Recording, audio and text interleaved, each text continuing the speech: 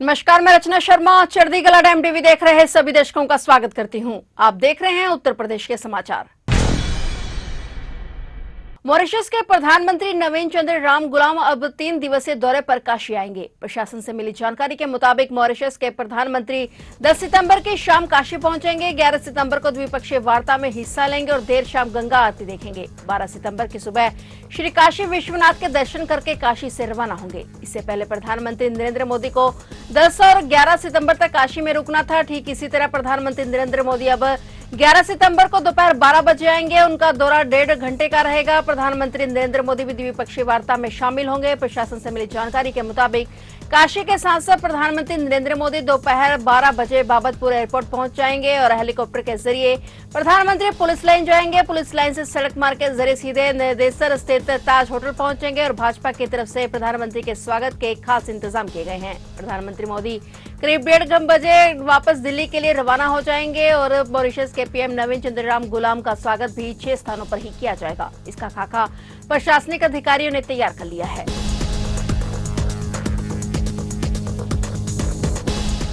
मुख्यमंत्री योगी आदित्यनाथ ने प्रदेश के शिक्षकों को कैशलेस चिकित्सा सुविधा देने की घोषणा की है। यह सुविधा शिक्षकों को दिवाली से पहले मिलेगी। इसका लाभ 11 लाख शिक्षकों के साथ ही उनके 60 लाख से अधिक परिजनों को भी मिलेगा। योगी सरकार ने स्पष्ट किया है कि किसी भी पात्र शिक्षक को कैशलेस चिकित्सा सुविधा का लाभ लेने के लिए कोई अंश नहीं देना होगा, यानी यह सुविधा पूरी तरह से फ्री होगी। यह भी स्पष्ट किया गया है कि इस योजना का लाभ बेसिक में प्राथमिक और उच्च प्राथमिक के शिक्षक, शिक्षा मित्र, अनुदेशक और रसोइया, माध्यमिक के शासकीय सहायता प्राप्त और सेल्फ फाइनेंस विद्यालयों के शिक्षक, उच्च में अशासकीय सहायता प्राप्त और सेल्फ फाइनेंस महाविद्यालय के शिक्षकों और उनके परिजनों को भी मिलेगा। बता दें कि सीएम योगी आदित्यनाथ ने शिक्षक दिवस पर इसका ऐलान किया था, जिससे अब प्रशासन द्वारा अमली जामा पहनाना शुरू कर दिया गया है। हम लोग एक चीज की आज घोषणा करना चाहते हैं और वह है कि सभी शिक्षकों को, ये शिक्षक हमारे चाहे वह प्राथमिक के हों, उच्च प्राथमिक के हों, चाहे वह शासकीय सहायता प्राप्त माध्यमिक विद्यालयों के हों, अशासकीय सहायता प्राप्त महाविद्यालयों के हों या वित्त पोषित विद्यालयों के हों, महाविद्यालयों के हों, इन सबको हम कैशलेस उपचार की व्यवस्था का लाभ देंगे।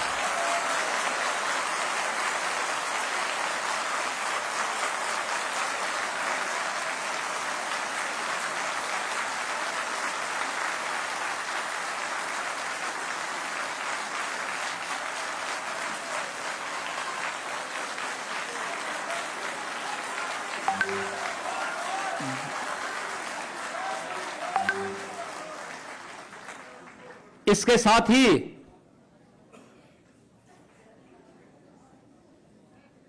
शिक्षा मित्र, अनुदेशक और रसोइया को भी हम इसके साथ जोड़ेंगे।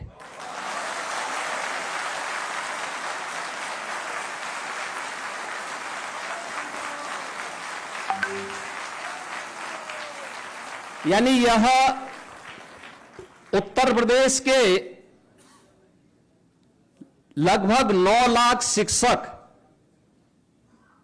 यानी 9 लाख परिवार इससे लाभान्वित होंगे।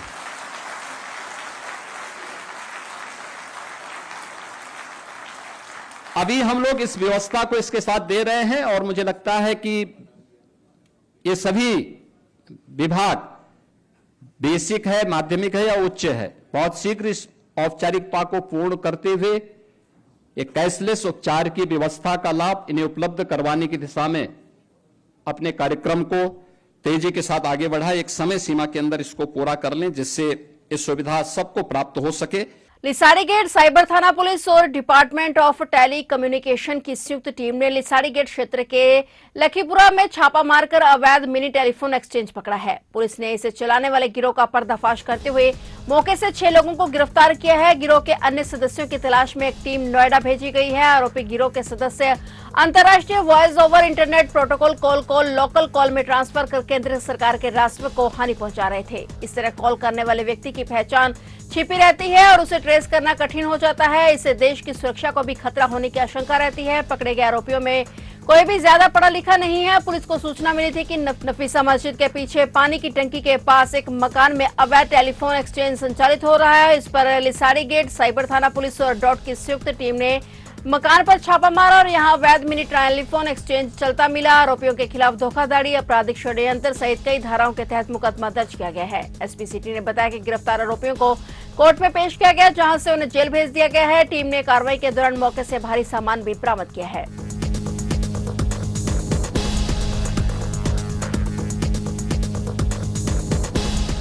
बरेली के रहने वाले युवक ने कंप्यूटर साइंस से बीटेक किया। इंजीनियर बनने के बाद नौकरी की, जब मन नहीं लगा तो ठगी के धंधे में उतर गया। उसने हजारों लोगों को अपने जाल में फंसाकर लाखों रुपए ठग लिए। बरेली के पोस्ट कॉलोनी राजेंद्र नगर का रहने वाला कंप्यूटर इंजीनियर जयवीर नोएडा की आईटी कंपनी की नौकरी छोड़कर ठगी के धंधे में उतर गया। आधार कार्ड में संशोधन संबंधित सॉफ्टवेयर विकसित करने का दावा कर कई प्रदेशों के 2500 खरीदारों से ठगी कर ली। शिकायत पर सक्रिय हुई बरेली एसटीएफ खरीदार बनकर उसके पास पहुंची और आरोपी को गिरफ्तार कर सुभाष नगर थाने में मुकदमा दर्ज कराया गया है। उत्तर प्रदेश, बिहार, पश्चिम बंगाल, दिल्ली, गुजरात समेत कई प्रदेशों के 2500 लोगों ने उससे संपर्क साधा। एसटीएफ के मुताबिक सॉफ्टवेयर देने के बदले उसने प्रति व्यक्ति 1500 से 2000 रुपए तक वसूले। वह अपने लैपटॉप पर आधार को एडिट करके दिखाने का ड्रामा करता था और जब लोग पेन ड्राइव में सॉफ्टवेयर लेकर चले जाते थे तो उनके कंप्यूटर या लैपटॉप पर खुलता ही नहीं था। लोग जयवीर को कॉल कर उसकी शिकायत करते थे तो आरोपी अपना नंबर बदल लेता था। लोगों की शिकायत पर पुलिस ने जांच शुरू की, तब आरोपी तक पहुंची और उसे अब गिरफ्तार कर लिया गया है।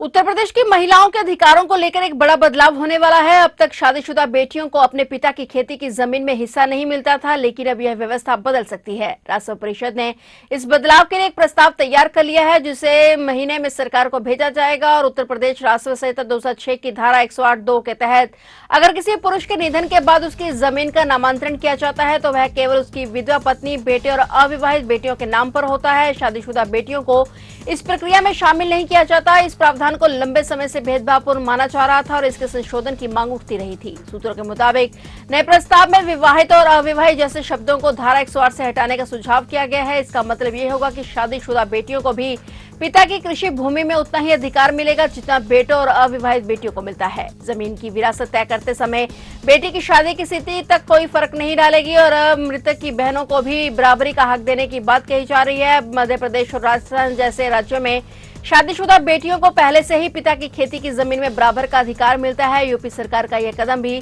महिला सशक्तिकरण और लैंगिक समानता की दिशा में माना जा रहा है।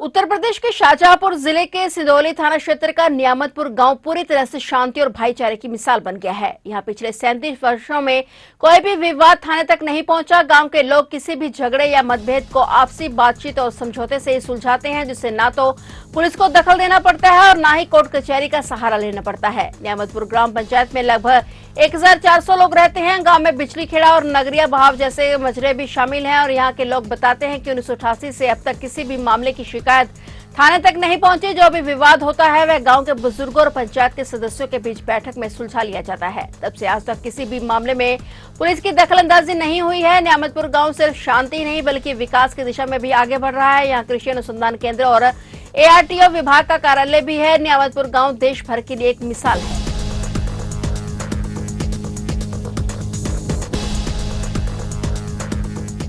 उत्तर प्रदेश के कई जिलों में बाढ़ का कहर जारी है। सैकड़ों गांव टापू बन गए हैं और लाखों की आबादी प्रभावित हो रही है। कॉलोनियों में भी पानी घुस गया है। लोगों को सुरक्षित स्थानों पर भेजा जा रहा है। नदियों में आई बाढ़ आगरा, मथुरा, अलीगढ़, शाहजहांपुर, पीलीभीत, कानपुर देहात समेत कई जिलों में कहर बरपा रही है। NDRF, SDRF की टीमों ने मोर्चा संभाल लिया है। यमुना में उफान से आगरा की 1 लाख से ज्यादा की आबादी बाढ़ की चपेट में आ गई है। दयालबाग से चिवरी मंडी तक यमुना पार में टेढ़ी बगिया से कच्छपुरा तक 50 से अधिक कॉलोनियों मोहल्लों में पानी भर गया है। सदर एतमादपुर, फतेहाबाद और बाह तहसील क्षेत्र में 60 से अधिक गांव बाढ़ से प्रभावित हैं। प्रशासन ने 9000 लोगों का रेस्क्यू कर राहत शिविरों में भेजा है। वहीं प्रशासन गांवों में राहत सामग्री का वितरण भी लगातार कर रहा है।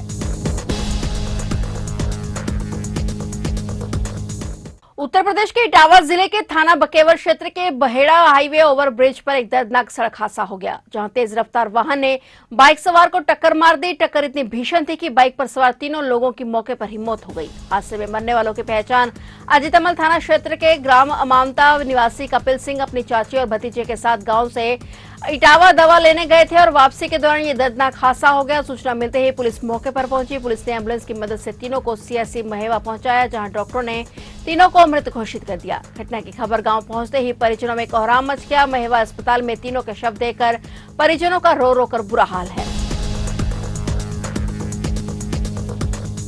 तो आप देख रहे थे उत्तर प्रदेश के समाचार और नए समाचारों के साथ फिर से हाजिर होंगे। तब तक के लिए देखते रहिए चढ़ती कला टाइम टीवी।